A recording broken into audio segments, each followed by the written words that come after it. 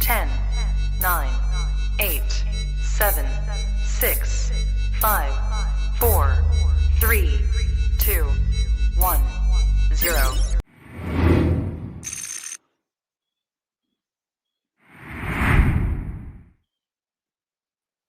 Welcome to the Rising Coaches Member Spotlight, where we sit down with a different member each week of Rising Coaches and get to learn a little bit more about them, their background, and their coaching journey. Today's episode is brought to you by Dr. Dish, the best shooting machine in the world. You guys have all been in the gym and had to chase down rebounds. You guys, I'm sure, have all used various different shooting machines. Man, I hate the other shooting machines that I've used in my career. Like, the ball always gets stuck. There's always a jam. You got balls flying out of the net. They're a little flimsier. Dr. Dish, I've never had those issues. It's a sturdier product, runs smoothly. And if you follow Dr. Dish B-Ball on social media, at Dr. Dish B-Ball, they have a ton of great drills that you can get caught up on and implement into your program. Really good stuff, for real. Sometimes you see shooting drills online and they're pretty basic, but Dr. Dish does a great job putting out great content to help with player development from all facets. So check out our friends at Dr. Dish B-Ball or drdishbball.com. Okay, now that we're done paying bills, let's get right to it.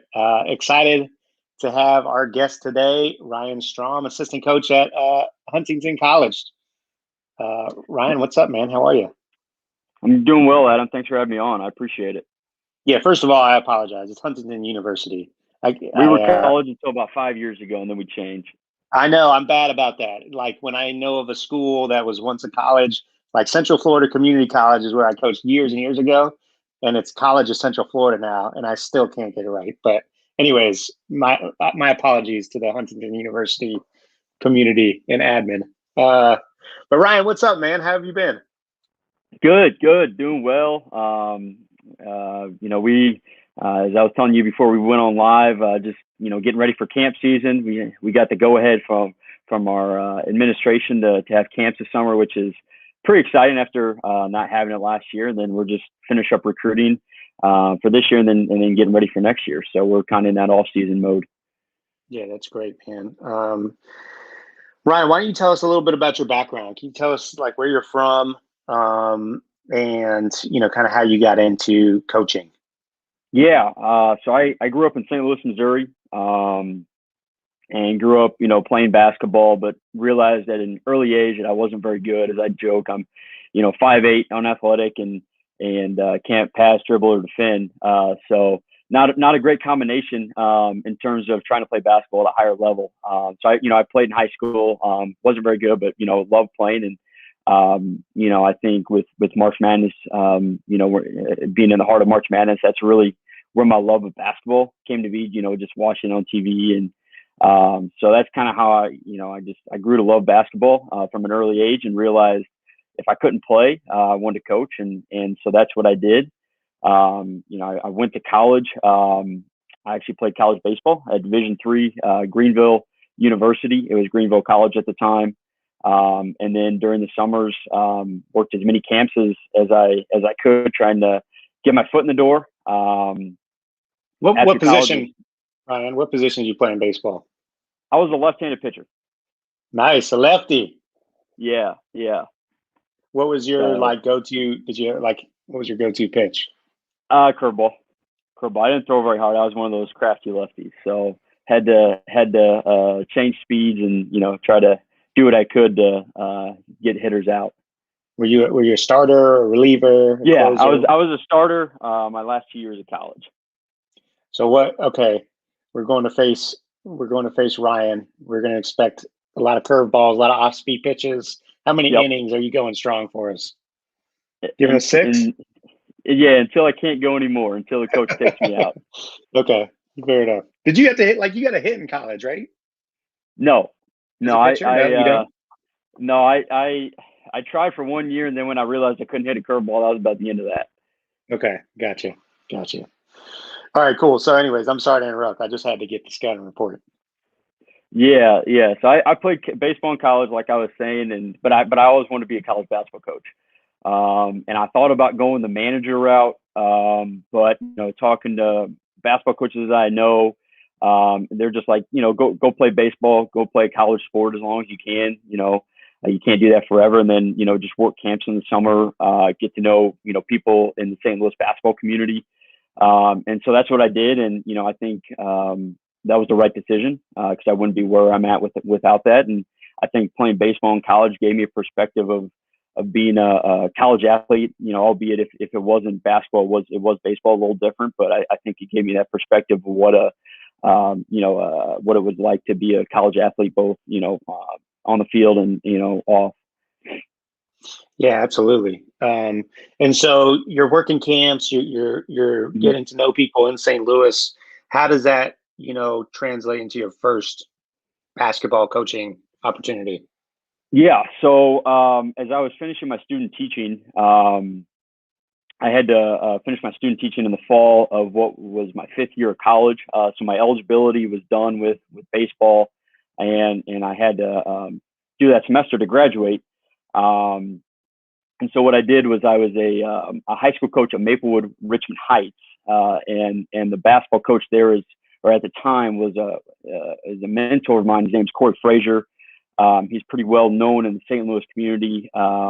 He played at St. Louis University and is now a coach with Bradley Beal Elite on the EYBL circuit. So he was really my first mentor in coaching, and he gave me an opportunity to coach on his staff while I was finishing up my student teaching degree.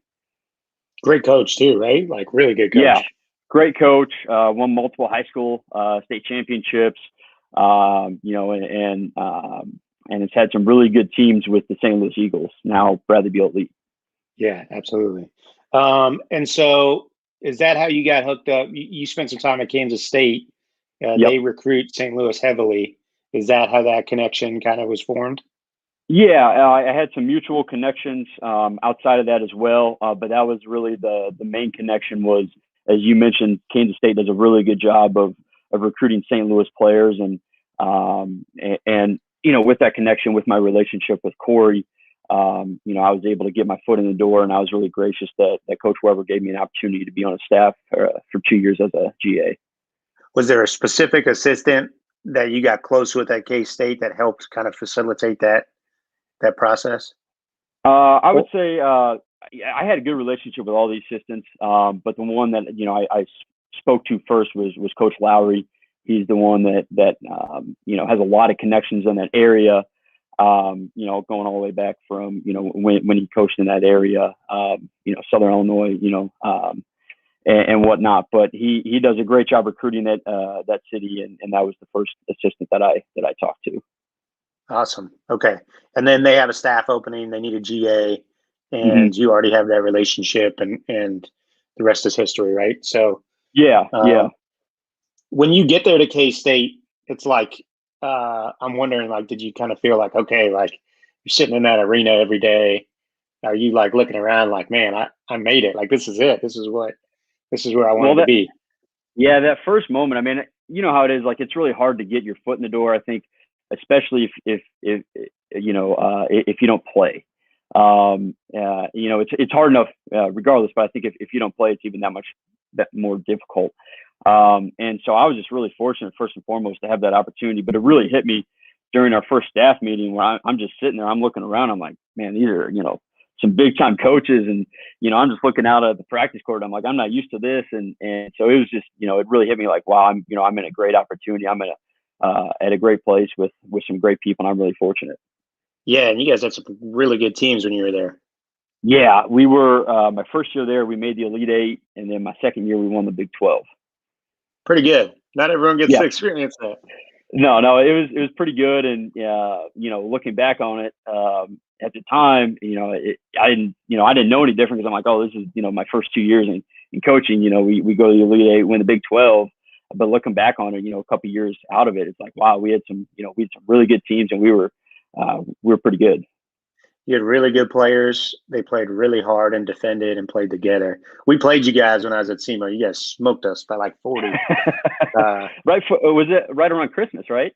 Yeah, it was. I think it was the last. Yeah, it might have been the last game before Christmas break, which always you go into Christmas off a 40-point blowout. It's like, this Those is are rough. But that game, and I think the game after Christmas are the two of the toughest games of the year. well, you guys did fine. Yeah, Dean Wade was down there giving us buckets anyway you wanted it. I forget, you had some really good guards and wings. I can't remember their names off the top of my head, Yeah, but Barry Brown, he's really good, or he was and still yeah, is. He's having a nice career overseas, and he's the all-time steals leader at Kansas State, Kamau Stokes, and he's having a nice career overseas. And then Xavier Sneed's in the G League, so it was a really good group. yeah, really good, really good. Okay, so you spend 2 years as a GA there at K-State, Mm-hmm. and then like every GA, at some point they kick you out of the nest, right? Yep. So how did you deal with that? Like, was that a stressful time for you trying to find, figure out what you're going to do? Yeah, I mean, it was stressful, but I think 2 years earlier, you're kind of in a similar position, looking for a job, and I think it is stressful because you're looking for your first full-time job now. But you do have more connections after 2 years. You kind of understand the business a little bit more. So I interviewed for some positions. Obviously didn't get them, and then there's a assistant job that opened up at Manchester University here in Indiana, and I got that position. Yeah, and how was that experience? Going from being a part of like a huge staff at Kansas Mm-hmm. State, lower on the totem pole to now, I don't know how many people you had at Manchester, but usually those are smaller staffs, maybe 3, 4 people. Yeah, we had two. It was a head coach and myself. So I think it was an adjustment, but playing Division III baseball, I think, gave me that perspective of being at a small college and understanding how it works. So I kind of used my experience at playing at Greenville and then the experience at Kansas State. I think they both benefited me in terms of that position at Manchester. And what was like the biggest? I imagine you learned a ton during that year. What was like the biggest takeaway or lesson that you learned after like that first year as an assistant? Yeah, so it was kind of a crazy situation because I got hired in July, and then the head coach that hired me resigned 4 days before school started, and so we didn't have a head coach until 4 days until our first practice. So that was a unique situation just because I'm new, and then I'm working for one head coach, and then he resigned, so I'm working for another head coach. And then all while trying to manage everything with the team. So it was a very unique situation, but it was a great learning experience because I had to kind of learn through the fire and just kind of learn on the go. And then 1 year there, and then you get the opportunity to join the staff at Huntington, right? Yes. How did that opportunity? Yeah, go ahead. So in the middle of the pandemic last year, I was hired at Huntington. Corey Alford was hired as a head coach, and so he was. I'm very fortunate that he gave me an opportunity to be here at Huntington. Did you know Corey before he got there, or no? I had met him a couple times, and I had some mutual connections, but we didn't. We weren't close, or we didn't have much of a relationship. More of just like kind of meet at the Final Four, that type of deal. Mm-hmm. Okay. And you guys had a great season, and Corey certainly is somebody that's a rising star in the profession. Obviously, his dad is Steve Alford, the great player, and former head coach at UCLA and current head coach at Nevada, right? Yeah. And Corey was a good player himself, wasn't he? Yeah, he played at New Mexico and UCLA for his dad, and won a couple high school state championships in New Mexico. So he was a good player. That family is they've had a lot of good players in that family through the years. The jump shot is just in the genetics, I would imagine. You just get born with a pure stroke. Yeah, and they don't like when people miss free throws either. Does he still get out there and play at all, or no? Yeah, we play pickup. It's been a little bit harder because of COVID this year, just Sure. with everything with our staff in the athletic department here at Huntington. But now that season's over, we're hoping to get some games going. Yeah, absolutely. And yeah, like I mentioned it, but you guys did have a good year. You won 16 games, Mhm. and that's a pretty good year one. Pretty good, foundation to set. Do you feel, uh, encouraged and excited for what you guys are building there? Yeah, we're really excited. We play in I think the best NAIA league in the country. 4 teams from our conference were in the Sweet 16. And we had a good year. We won 16 games, had our best winning percentage in 8 years, and that was with no seniors. So we returned everybody, like our guys coming in from the high school level, and are pretty excited going into next season. Talk about your league a little bit. Like you just said it, you had 4 teams in your conference go to the Sweet 16. A great league. Marion's in your league, right? Yeah, Marion, Bethel. Indiana Wesleyan has kind of been at the top for the last couple of years. Bethel is usually around the top. It's a very very good league. Um, I feel like NAI doesn't get enough love. Can you shed some light on how good of a level it really is? Yeah, I kind of had that perception too. Corey and I talk about that all the time. Like we just didn't know much about NEI basketball until we got to Huntington. But it's a really good league, and our league, Crossroads, and then NEI as a whole is a really good league. It's high level basketball. I think the biggest difference from our level to higher levels is probably the size and athleticism. But from a skill standpoint, like guys can really shoot the ball, they can handle the ball. It's just, I think the biggest difference is just the athleticism and the size. Right, but you got some really good ball players, I'd imagine that, and really good guard play Yeah, as yeah, well. high level guard play. High level guard Um, play. what would you say is like the best? Because you've done a great job. You've gotten to be a GA at a big time program, and then you've been an assistant at a small college. So you've kind of gotten two different perspectives, which is super Hmm. valuable in this profession. Um, what is the biggest takeaway from that? What have you learned? What carries over?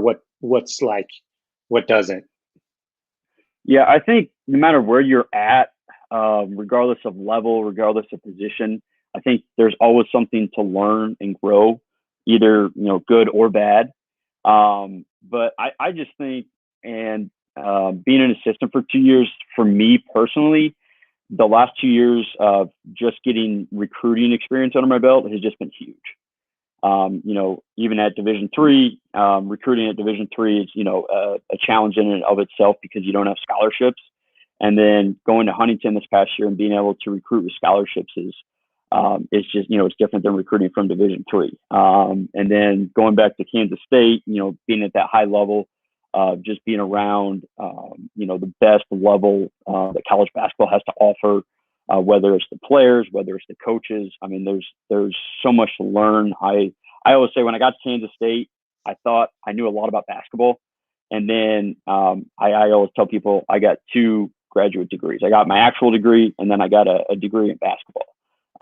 So I think there's so much to learn at every level. And like I said, it could be good, it could be bad, but there's wherever you're at, there's a lot of opportunity for growth. I know it doesn't work like this, but if you got to pick, like Mm-hmm. if you had 3 roads right now in front of you, and like one's like small college, one's like somewhere in the middle, and one's like high level, or not high level, but high major, Mm-hmm. which one would you, go down? My ultimate goal is to get back to Division I and be a high major coach. But I think that my experience at Huntington, my experience at Manchester, I think those are helping me to eventually get there. And I know that's probably years away. But I think I think we're every year if I could grow and get better and improve that, that's the ultimate goal. Well, absolutely. And like what you're doing is great because, like you said, you're getting that recruiting experience. And, when you go back to the Division I level, um, some people go straight to an assistant job at the Division I level, but sometimes people have to go be an ops guy or video guy, and then try to move up from there. And one of the big hurdles is like, oh, you don't have recruiting experience. Well, now you've got it, Right. So that I think is really invaluable. And relationships are relationships on the road. You're going out there talking to coaches, and whether you're recruiting their best player or their third best player, you're still building that relationship with the coach and the program, and that's what it's all about. Right. And I think especially the other benefit too at Huntington is our staff we got 3 full-time staff members and then 2 part-time staff members. So on top of the recruiting, I get to be able to do all the operation stuff, a lot of the video stuff, player development, administration. So I kind of am able to get my hands in everything, which I think is invaluable. Absolutely. Wear many hats, be a jack of all trades. I like it. Yep. Ryan, hit me with the best piece of advice that you would give to somebody who's like trying to either get into the profession or just advance in the profession. Yeah, I think you guys kind of say it a lot with rising coaches, but I think it's all about genuine relationships. Like every job that I've gotten is because of a relationship I had, maybe not directly, but this person knew this coach, or this person at the school, or whatever it is. I think it's kind of cliche, but this business is all about relationships, and not just relationships, but genuine relationships. I think especially around this time, like people are reaching out and hitting people up. Hey, I heard this person got that job. Can you help me out or whatever? But, can that relationship, does that person really know you, and can they really vouch for you? And, I think that's what it's all about. Yeah, no question. And you've certainly done a great job of that, Ryan. You are very beloved within the Rising Coaches community. This was as soon as we made the announcement that you were going to be featured on the member spotlight, we had people hitting us up excited about it. So you're certainly doing a great job building relationships. Well, I appreciate it. You guys do a great job, and I really like being a part of Rising Coaches. It's been great for me. Well, Ryan, thanks for joining us today, man. Congrats on getting camps back. That's awesome. That's a big deal. Pumped about it. First glimmers of hope that we are putting COVID behind us. So I certainly hope so. Yeah, for sure. Well, good, Ryan. Well, thanks again for being on, and we'll talk to you soon. All right. Thanks, Adam. Thanks for having me.